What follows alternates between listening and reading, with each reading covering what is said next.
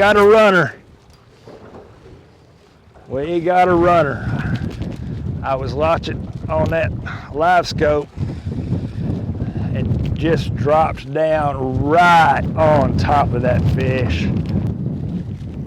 Get you a good one there? A little better. Brother Terry's got a good one on. He's got a good one on. That's a good one. You think it's going to be a channel cat? I think it's a channel cat. There he goes. Taking some drag. Runner. Oh, that's a good channel cat. Look at that. That is a big channel cat. That's a good one. That is a good fish. Get this hook out of its mouth here and get that out of our way. That is a good, solid channel catfish right there. Great fish. We can catch them like that all day long. I'd take it. Fishing like this, you're going to catch a lot of smaller fish and you just have to weed through them. But those good fish like that are down there, and if you churn through them and catch those little ones and keep fishing, you'll catch those bigger ones as well. There we go. That's a little better fish. I don't think I'm going to beat Brother Terry's fish, but it's a better fish for sure. Another good blue cat. There we go. The gear that I'm using today for these fish, this is ultralight gear. It's not typical catfish gear. This is a 7'6" whisker seeker, medium light spinning rod.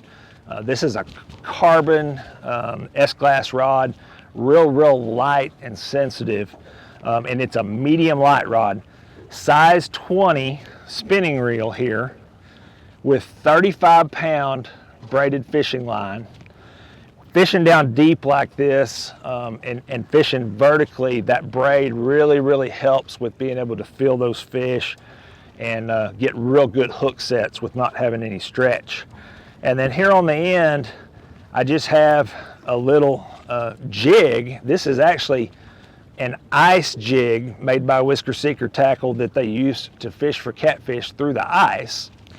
And I've just dipped it down in punch bait. There we go.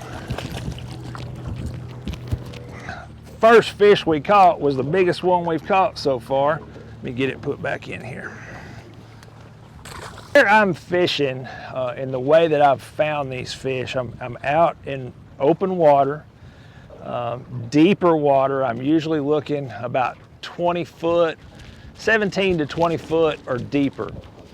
I'm looking on my 2D sonar and driving around looking for fish arches. You can catch them 17 to about 21, 22 foot down towards the bottom, or up higher in the water column, or out deeper once a thermocline sets in, just up above or slightly below that thermocline. So when you drive around, you see these real hard returns on these fish arches. Those are typically catfish. You drop down, usually we'll start catching fish pretty quickly. And fishing with this punch bait, once the smell of the bait starts to get in the water, more fish will start to move in. There we go.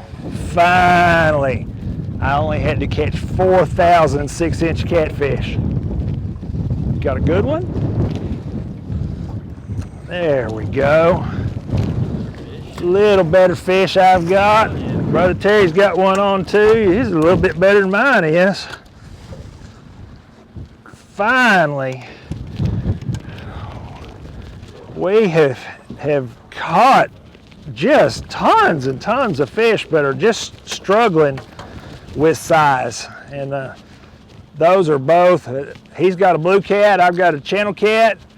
Good quality keeper fish, eater fish like that. We're going to get these put back in the bucket because I'm going to take them for dinner. You're going to take them home? Okay. Yeah. All right, I'm getting a little bucket. There we go.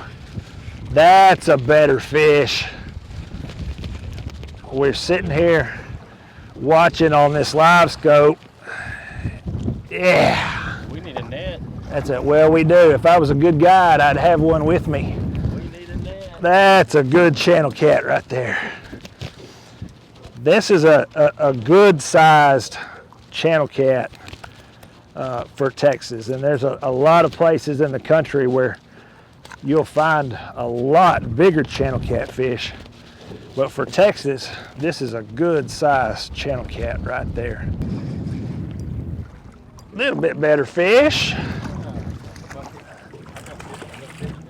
I put my rod down to come over there where Terry was catching that fish, and this one bit just dangling down about halfway down the water column. Taking your fish off for you again like I'm guiding you. I feel good about It's that. habit. My back. It's habit.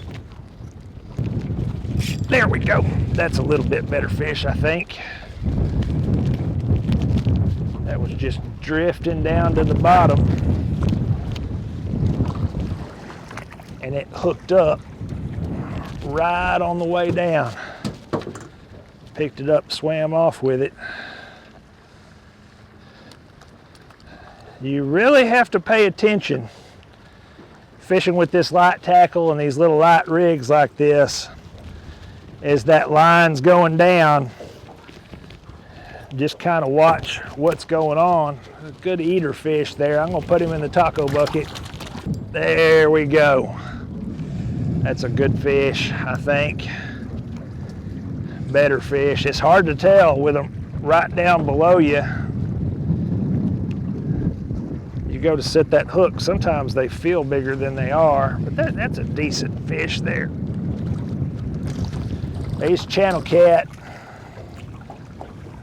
they fight so hard. Uh-oh. Uh-oh. Brother Terry, I think I may have the best one of the day. Maybe. Good one to end on. We'll see. Oh yeah. Oh yeah.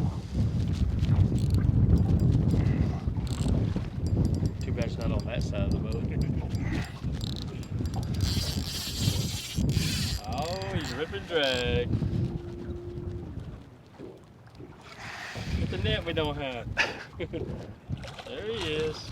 Well, maybe not the biggest. It's close to the biggest though. There we go. There's another good one.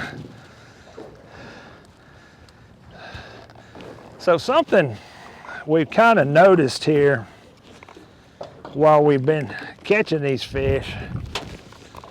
Another good solid fish. I'm gonna put him in the taco bucket. Something that we've noticed, it's very common when you're catching fish like this, is when you're catching these little fish, all of a sudden they'll just stop and you won't catch fish. Usually when that happens, that means that a bigger fish has come through, and you'll catch one of those bigger fish within a few minutes if you just kind of hold it out. So this footage actually came from a show that I filmed for Let's Fish that airs on Bally's TV and Sportsman's Channel, I think, something else.